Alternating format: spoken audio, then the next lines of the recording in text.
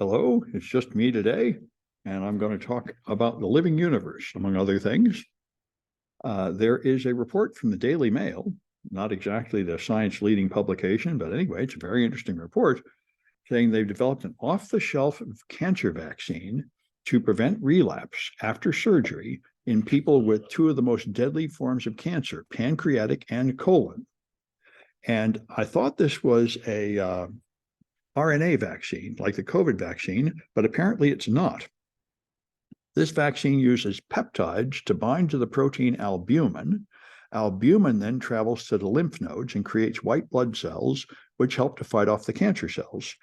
And that means it does not have to be customized for every patient, like an RNA vaccine.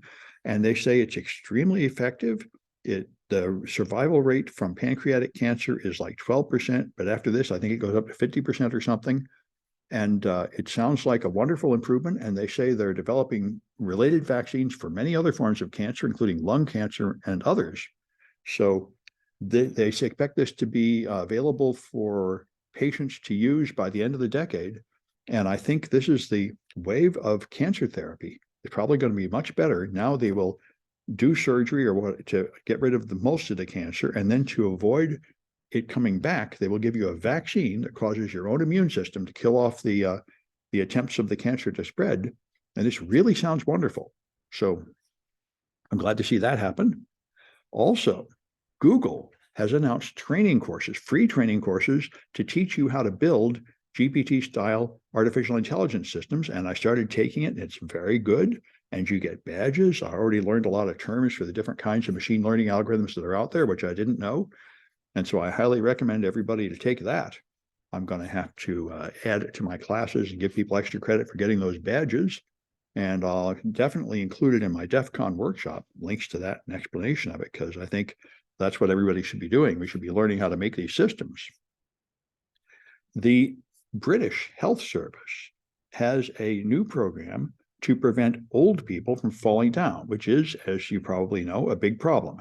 People that get old, their muscles get weaker, they tend to get frail, then they stumble and fall and do things like break their hip, and this is very bad. It's hard to heal, and often it's the start of a serious decline towards, death and such as they lose their mobility and stuff. And apparently, this new plan sounds very brilliant.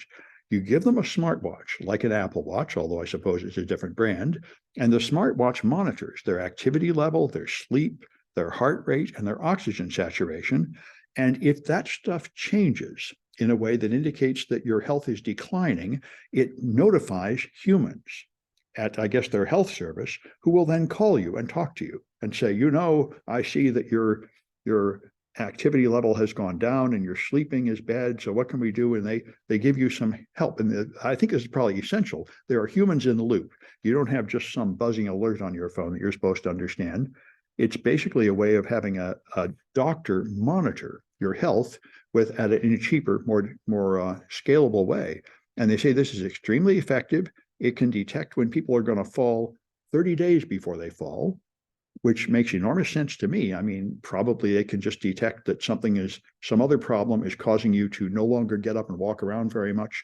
So your muscles are getting weaker and such. And it sounds like the kind of thing we really need much more of, which is preventive medicine, where instead of waiting until something is a crisis and then trying to have $1 million expensive treatments to fix the disaster, you detect when your health is declining in the early stages and take simple, cheap preventive measures like get up and get more exercise and adjustment in your diet and such. This is the way to really create a healthy society. And I think it's why the American lifespan is far behind other nations and declining when it's rising in other nations. Americans have an enormously unhealthy lifestyle. And it's because we don't do the simple things that would make us live better, like have a better diet, get more exercise, have healthier social interactions and all that. So I think this is wonderful. This is the right thing to do. And I would like to see it expand more. There's an interesting article on ZDNet where they took a series of pitches to get funding from venture capitalists. They took real pitch decks, slides that had been successful in getting funding. And then they used GPT-4 to generate other pitch decks, and then they showed them to a bunch of reviewers and had them evaluate it.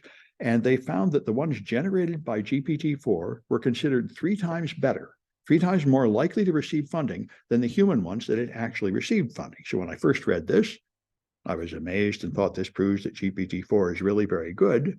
And then I thought about it again, and I wonder, because I don't believe people get funding from the pitch deck. My understanding, although I haven't done this, is you get funding from a pitch presentation. You go up there at your slide deck and a human presents it. And I think 90% of the funding decision is their evaluation of the human. And this reminds me of being a teacher. You know, I teach, I have slides in class, but the slides are really nothing special. And sometimes I use slides that come from someone else, like a textbook publisher or something. And it really doesn't matter very much whether the slides are good or bad, as long as they're not just awful. The real presentation is the teacher and how you use the slides. The slides are just a visual aid. The real pitch is the human talking. And, you know, I'll consider TED Talks. I've seen these TED Talks. The TED Talks are the best speakers in the world on the most important topics in the world before a crowd of very rich, very important people. Often they are effectively pitches for funding, and 90% of the TED Talks I see have no slides at all, because what really matters is the human. They are listening to you. They are deciding whether you seem to know what you're talking about. They're deciding whether you have a good idea and you can explain it well. And if I was an investor in the audience, that would be the thing I'm interested in, not did somebody make good slides or not. But anyway, I think this is one main point here is absolutely true, which is that anybody in the fields of like marketing should be using GPT-4. It is very good.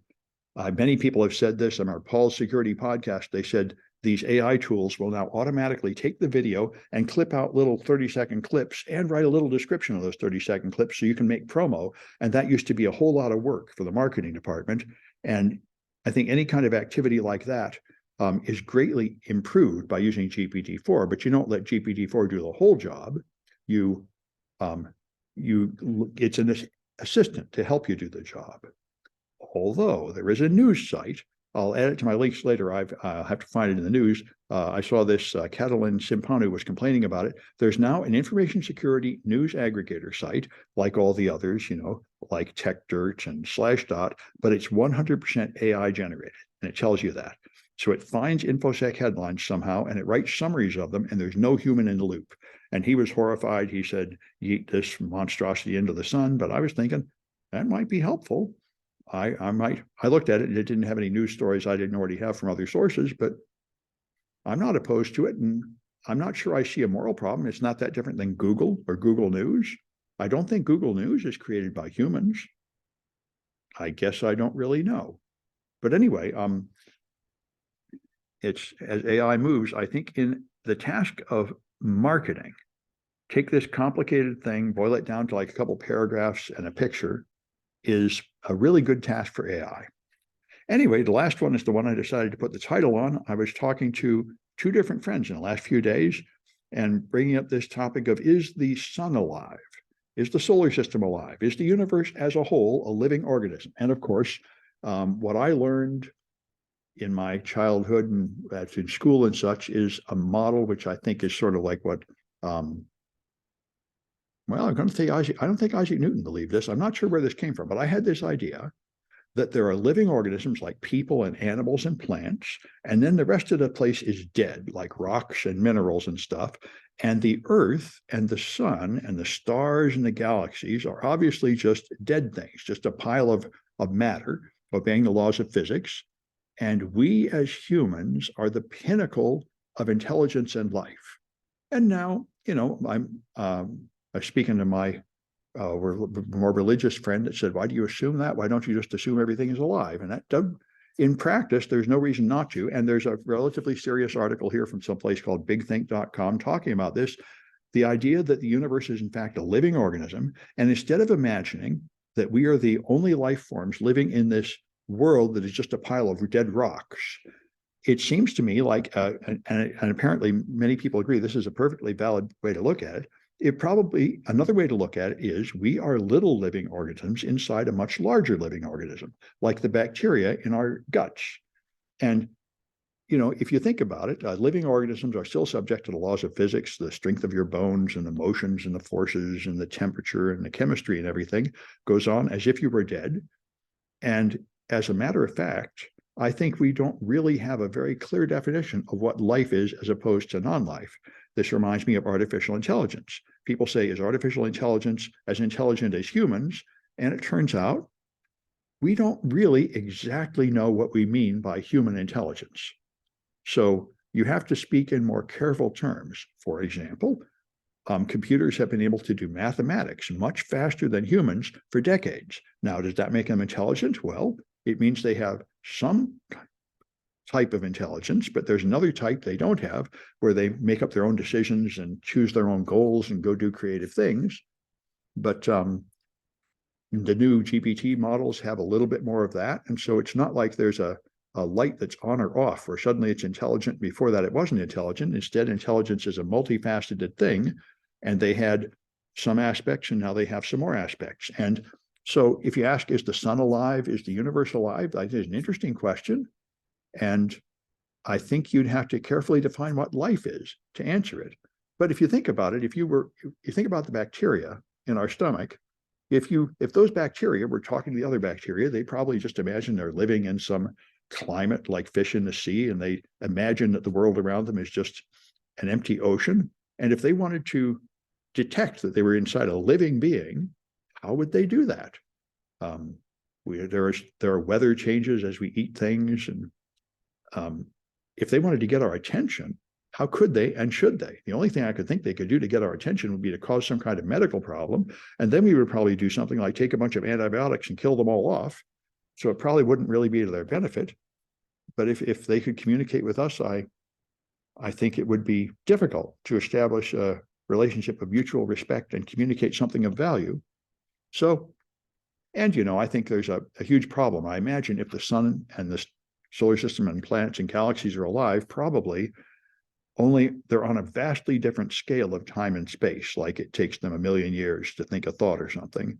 So it's probably very difficult to prove this, and probably very difficult to engage in any meaningful communication with someone at such a vastly different scale. But it is probably just as reasonable to take the very limited human experience we have and extrapolate it and say the larger things are just larger living beings. That's probably just as logical as saying they are just larger living piles of dead rock. I don't see how we have any actual evidence to choose one of these models over another. And this reminds me of another statement which I offend the scientific friends of mine very much when I say it. I say that the idea that there is no God is just as much a leap of faith as the idea that there is a God. And the scientific method is also a leap of faith. You assume that there's this thing called a repeatable experiment, even though there really isn't, and that there are these rules that are followed, and that there is an external world outside your internal consciousness, and all those are just unprovable assumptions you make for convenience. And you could just as well make a different assumption that there is a loving God out there taking care of you. And that's, again, there's no evidence for that, no way to decide if it's right or wrong.